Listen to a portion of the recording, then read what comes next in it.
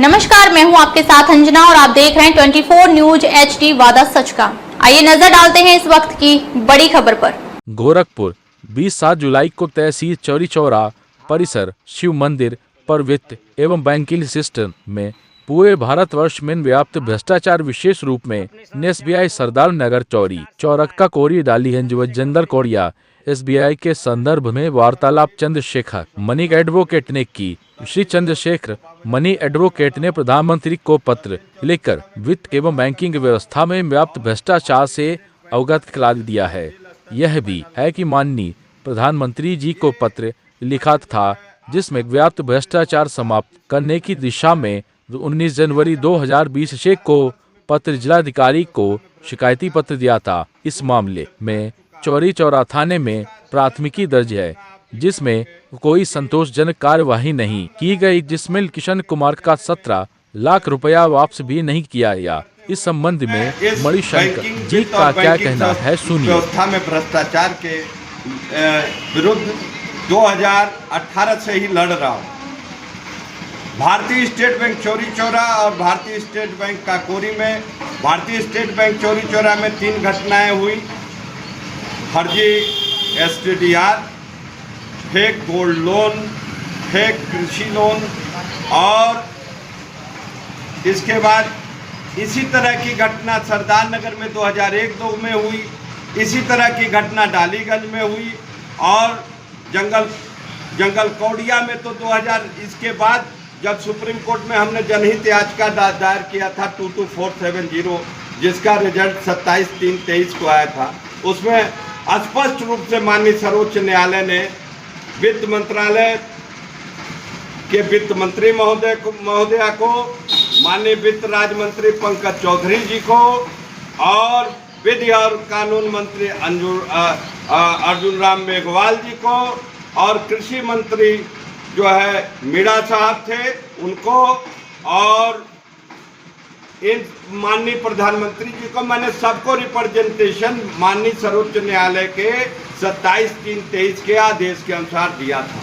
ये लोग केवल गोलमोल जवाब दे देते हैं। स्टेट बैंक के मुख्य महाप्रबंधक कारपोरेट ऑफिस को चिट्ठी लिख देते हैं, वो ब्रांच मैनेजर को भेज देते हैं और समस्या ज्यों की त्यों बनी रहती है। ऐसे भ्रष्टाचार तो खत्म नहीं होगा। भ्रष्टाचार खत्म होने के लिए हमें पूर्ण रूप से भगीरथ प्रयास करना पड़ेगा।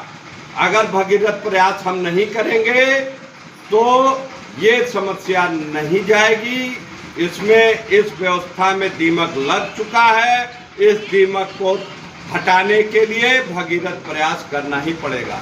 अभी देखिए, हाल ही में ये किशन कुमार हैं, इनका 3/26 जो है अपराध संख्या नोट हुआ। ये 3 घटनाएं ये तो किए ही थे, 2016-17 की है, और ये तो 3/26 अभी दर्ज है। इसको हमारे DGP साहब जानते हैं, IG जानते हैं, DG जानते हैं, DIG जानते हैं, SSP जानते हैं, CO साहब जानते हैं और माननीय थानेदार भी जानते हैं। और इसका 1350/2026 इन्होंने 226 यानी जनहित याचिका अपने बचने के लिए दायर किया था। अब जब चोर बेईमान ठग जब लगेंगे सुप्रीम कोर्ट में 226 में जाने और वहाँ का रजिस्ट्री ऑफिस उसको एक्सेप्ट करने लगेगा, तो भाई भगवान मालिक है इस न्याय व्यवस्था को और इस यहाँ के जनता के। अब न्यायालय भी, मैं कहता हूँ माननीय उच्च न्यायालय है, उसको बहुत संजीदगी से देखना चाहिए कि इतने भ्रष्ट लोगों को कैसे प्रश्रय मिल रहा है और कैसे। और उसमें भी सबसे बड़ी बात है, उसमें जो जज थे राजीव गुप्ता जी, वो ऑलरेडी गोल्ड लोन में जज थे, उनको अरेस्ट स्टेटिंग कमीशन अब चार्जशीट दिए थे। अब सोचे कि पुनः जाएंगे, पुनः कुछ मिल जाएगा। पहले तो मिल गया था, अब 98,37,000 रुपये में से 63,46,000 इनके खाते में गया है। और उसके बाद जो है ये दशा है, तो भाई ये दशा बहुत गंभीर है बैंकिंग की। अगर नहीं सुधरे तो ये किसान वैसे भी अभी 14 से और आज 26 तक 35,000 किसान आत्महत्या कर चुके हैं। ऐसे बहुत से लोग आत्महत्या करेंगे अगर नहीं ध्यान से देखा गया।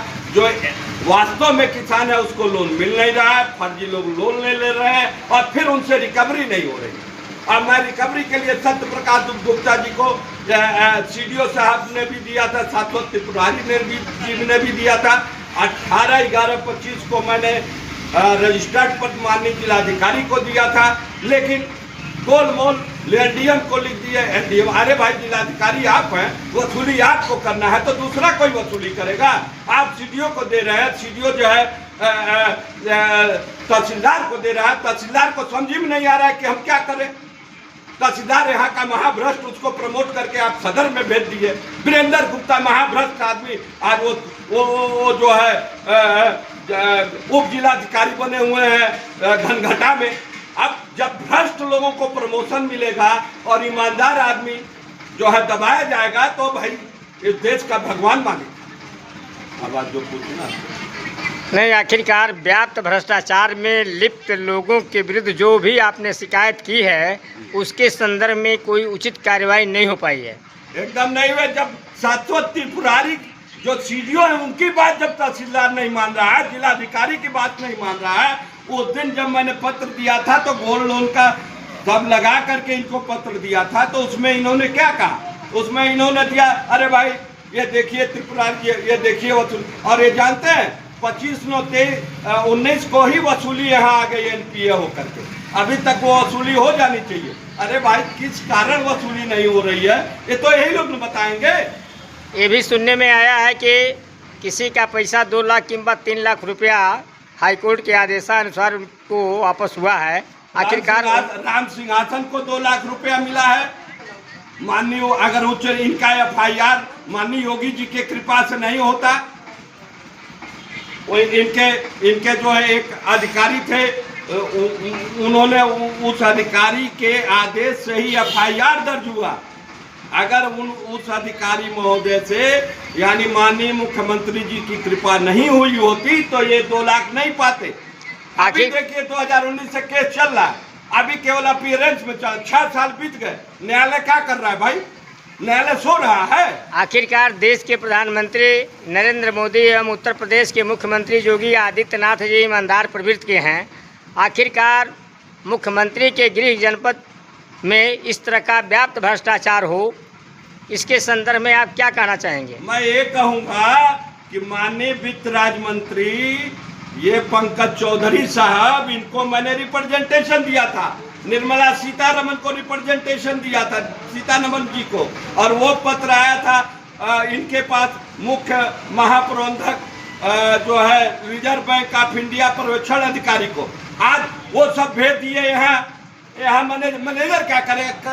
कार्रवाई उन लोगों को करनी है कि मैनेजर करेगा कार्रवाई तो बड़े लोग। अब PMO कहता है मैं नहीं जानता हूँ, इनके मुकुल दीक्षित साहब कहते हैं मैं क्या करूँ? अरे भैया PMO आप हैं, अभी एक बार अधिकारी को कहे क्यों नहीं कार्रवाई होगी भाई? यानी आप लोग खुद भ्रष्टाचार में सभी लोग लिप्त हैं।